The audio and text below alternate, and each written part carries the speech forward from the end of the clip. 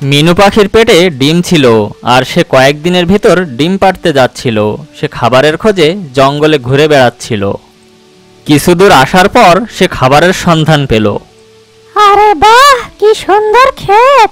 আমি প্রতিদিন এখান থেকেই খাবার নিয়ে যাব। কাল আসার সময় আমি কাককেও সাথে আনবো। ঠিক তখন ওর পেটে ব্যথা শুরু হলো। ওরে বাবা, এটা কি হচ্ছে? আমার পেটে হঠাৎ ব্যথা কেন শুরু হলো? ডক্টর আপা তো 3 দিন পর সময় দিয়েছিল। আমার তাড়াতাড়ি ঘরে যাওয়া উচিত। এই বলে মিনু তার ঘরের উদ্দেশ্যে রওনা দিল। কিছু পথ আসার পর মিনুর পেটে আরো জোরে জোরে ব্যথা হতে লাগলো। আরে, মনে হচ্ছে আমি ঘর পর্যন্ত যেতে পারবো না। এখানে আশেপাশে আমাকে একটা ভালো জায়গার খোঁজ করতে হবে। মিনু কষ্টে ছিল, তাই সে আশেপাশে ভালো জায়গার খোঁজ করছিল। কিছু সময় খোঁজার পর মিনুর একটা খালি বাসার সন্ধান মিলল। এই বাসাটা ঠিক হবে। মনে হয় এখানে কেউ থাকে না। ডিম ফুটে ছানা বের হওয়া পর্যন্ত আমি এই বাসায় থাকবো। কিছুক্ষণ পর মিনু বাসার ভেতর সুন্দর সুন্দর দুটো ডিম পাড়ল। আরে ও পাখি, নাম কি তোমার? আর তোমার সাহস হলো কিভাবে আমার ঘরে ঢোকার? জি, আমার নাম মিনু। আমি পাশের জঙ্গল থেকে খাবারের খোঁজ করতে করতে এই জঙ্গলে চলে এসেছি। কিন্তু ঘরে ফেরার সময় আমার পেটে হঠাৎ ব্যথা উঠলো। আমি ঘরে যাওয়া পর্যন্ত অপেক্ষা করতে পারতাম না।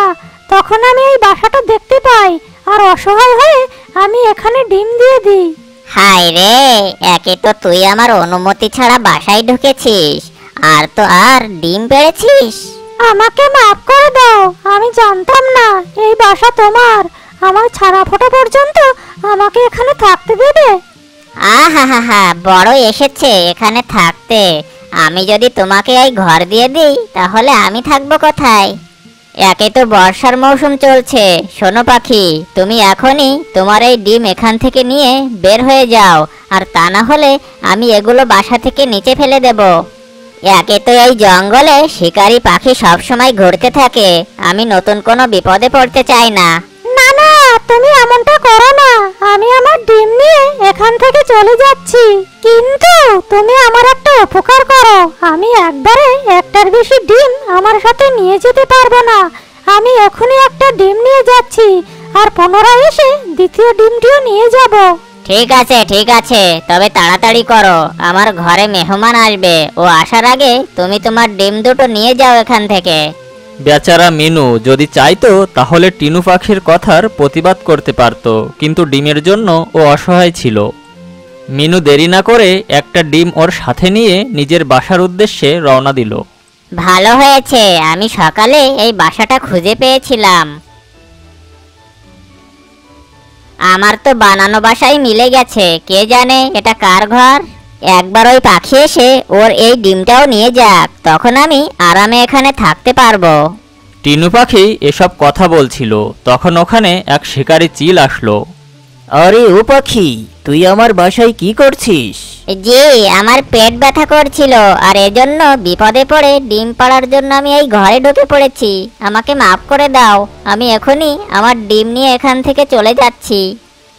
এখন তুই কোথাও যেতে পারবি না পাখি।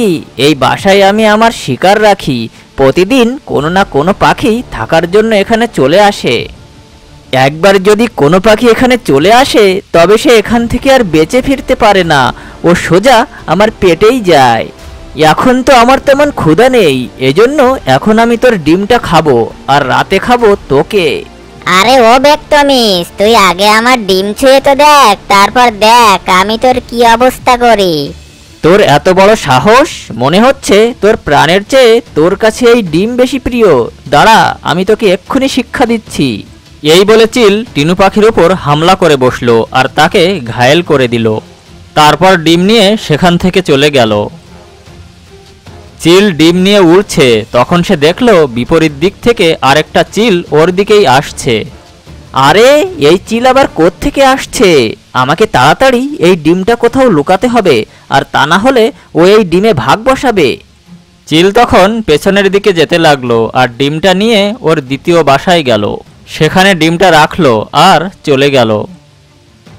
টিনু যদি চাইতো তাহলে চিলকে ডিমটা খেতে দিতে পারতো, কিন্তু ও তো ছিল একটা পাখি, তাই সে সময় ওর থেকে ওর ডিমকে বেশি গুরুত্ব দিয়েছিল। কিছুক্ষণ পর মিনু সেখানে আসলো আর দেখলো টিনু পাখি আহত আর তার দ্বিতীয় ডিমও সেখানে নেই। আমাকে মাফ করে দাও শিকারি চিল, তোমার ডিম নিয়ে এখান থেকে চলে গেছে। আমি ওকে থামানোর অনেক চেষ্টা করেছি। আমি তোমাকে আগেই সতর্ক করেছিলাম এই জঙ্গলে শিকারি পাখি ঘোরাফেরা করে। আমি যেটার ভয় পেয়েছিলাম সেটাই হলো। মিনু পাখি কাঁদতে লাগলো। ও কিছুই করতে পারছিল না, তবুও সে টিনুকে তার ঘরে এনে চিকিৎসা দিল। কাক ওই জায়গা দিয়েই যাচ্ছিল, তখন হঠাৎ করে বৃষ্টি শুরু হয়ে গেল। আরে হঠাৎ করে বৃষ্টি নামলো, আমাকে এখানে কোথাও দাঁড়াতে হবে। সামনে একটা বাসা দেখতে পাচ্ছি, আমি ওখানেই যাই, গিয়ে আশ্রয় নিই যতক্ষণ না বৃষ্টি থামে।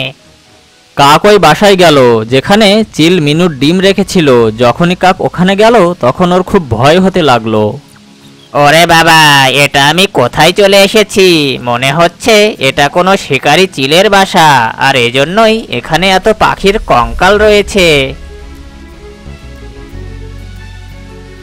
আরে এটা কি? এখানে তো অনেক পাখির ডিমও রয়েছে। মনে হচ্ছে শিকারি চিল এই ডিমগুলো খাওয়ার জন্যই এখানে রেখেছে। আরে এটা তো দেখছি আমার ডিম।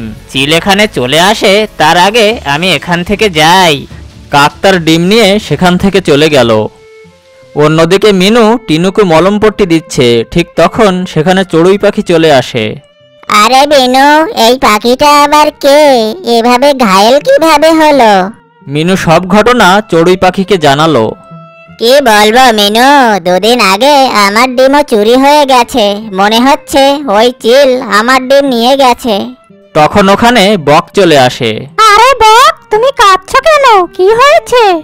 কি আর বলবো তোমাকে, এই এখনই এক শিকারি চিল আমার ডিম নিয়ে গেছে। এত বছর পর আমি মা হতে যাচ্ছিলাম। তখন কাক উড়তে উড়তে মিনুর বাসায় আসলো। আরে কাক ভাই, তুমি এত হাঁপাচ্ছ কেন? কি আর বলবো মিনু, আমি দানা নিয়ে ঘরের দিকেই আসছিলাম, তখন হঠাৎ করে বৃষ্টি আরম্ভ হলো, আর এজন্য আমি এক বাসায় আশ্রয় নিয়েছিলাম। সেখানে আমি দেখলাম অনেক পাখির কঙ্কাল, আরও ছিল অনেক অনেক ডিম। মনে হয় ওটা কোনো শিকারি চিলের বাসা। ওই ডিমের ভেতর আমারও ডিম ছিল, সেটা নিয়ে আমি তাড়াতাড়ি এখানে চলে এসেছি। মিনু তখন সবকিছু বুঝতে পারলো। কাক ভাই, ভালো হয়েছে যে তুমি ওই বাসার খোঁজ পেয়ে গেছো। তুমি এমনটা কেন বলছো মিনু? মিনু তখন সব ঘটনা কাককে খুলে বলল। ওহো, তাহলে এই ব্যাপার। তবে তো আমাদের উচিত হবে চিল খাওয়ার আগে ডিমগুলো ওখান থেকে রক্ষা করা। কাক ভাই, শক্তি দিয়ে নয়, বুদ্ধি দিয়ে আমাদের কিছু একটা করতে হবে। সেটা কিভাবে মিনু? মিনু সব প্ল্যান কাকের কানে কানে গিয়ে বলল। প্ল্যানটা খুব ভয়ঙ্কর, তবে এটা আমাদের করতেই হবে। কাক পুনরায় উড়তে শুরু করলো আর সেই চিলের বাসার ওখানে আসলো। চিল তখন ওখানে বসে বসে ডিম গুনছিল। তখন কাক জেনে বুঝে ঢেকুর তুলতে লাগলো। আজ তো মজা চলে এসেছে। কাকের ঢেকুর শুনে চিল অনেক রেগে গেল। আরে ওই কাক, তোর দেখছি অনেক খুশি। এমন কি খেয়েছিস তুই যে এত জোরে জোরে ঢেকুর তুলছিস? তুমি খেতে থাকো পাখির এসব ছোট ছোট ডিম। আমি তো এইমাত্র উট পাখির ডিম খেয়ে এলাম। কি বললি? উট পাখির ডিম কোথায় পেলি তুই? এই তো পাশেই। ওই ডিমের মা মরে গেছে আর ডিমগুলো ওভাবেই পড়ে আছে। আমার তো একটা ডিম খেয়েই পেট ভরে গেছে। তুই কি আমাকে ওই ডিম পর্যন্ত নিয়ে যেতে পারবি? নিয়ে তো আমি যাবই, তবে বিনিময়ে আমি কি পাবো? ওই ডিমের বিনিময়ে তুই এসব ডিম নিয়ে যা। আচ্ছা ঠিক আছে, এসো আমার পিছু পিছু। কাক চিলকে নিয়ে সেখান থেকে চলে গেল। চিল সেখান থেকে যেতেই মিনু, চড়ুই ও বক সব ডিম নিয়ে মিনুর ঘরে রাখলো। ওই দেখো, ওখানে রয়েছে উট পাখির ডিম। আমি গেলাম, আমার তাড়া আছে। ঠিক আছে। শিকারি চিল ওই ডিম খেতে লাগলো। ও ডিমগুলোতে ঠোকরাতে লাগলো। আরে এই ডিম ভাঙছে না কেন? উট পাখির ডিম তো একটু জোরেই ঠোক দিতে হবে দেখছি। এমনটা ভেবে চিল জোরে ঠোক দিল। যখনই সে জোরে ঠোক দিল ওর ঠোঁট ভেঙে গেল। আরে এটা কি হলো? এ কেমন ডিম? বৃষ্টি আরো জোরে শুরু হলো আর কাক যে নকল ডিম বানিয়েছিল ওর ওপর থেকে সব রং উঠে গেল। আরে এটা তো পাথরের ডিম, তাহলে কাক বেটা আমাকে ধোকা দিয়েছে। কালু কাক, আমি তোকে ছাড়বো না। এদিকে মিনুর হারিয়ে যাওয়া ডিম মিলে গেছে।